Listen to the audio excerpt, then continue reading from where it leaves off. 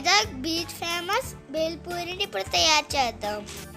ఇప్పుడు ఒక పెద్ద బౌల్ తీసుకొని అందులో ఉల్లిపాయ ముక్కలు, టమాటా ముక్కలు, చిల్లీ, సాల్ట్, కారం, నిమ్మరసం ఇవన్నీ వేసుకొని బాగా కలుపుకోవాలి.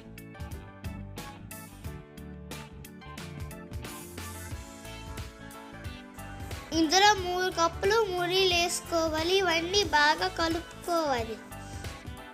నాన్నని బీచ్కి తీసుకెళ్ళమంటే తీసుకెళ్ళట్లేదు, బయటికి తీసుకెళ్ళమంటే తీసుకెళ్ళట్లేదు. ఎందుకంటే కరోనా ఉందంటారు.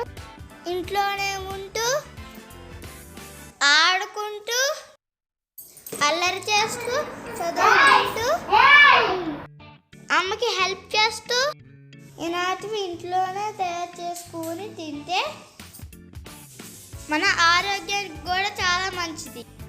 వీటిని ఒక ప్లేట్లోకి తీసుకొని పైన పల్లీలు వేసుకోవాలి. కొత్తిమీర కూడా వేసుకోవచ్చు. టేస్టీ అయిన బేల్పూరి రెడీ. ఇప్పుడు రెడీ అయిన బేల్పూరిని టీవీ చూస్తూ తింటే యమ్మీ యమ్మీ.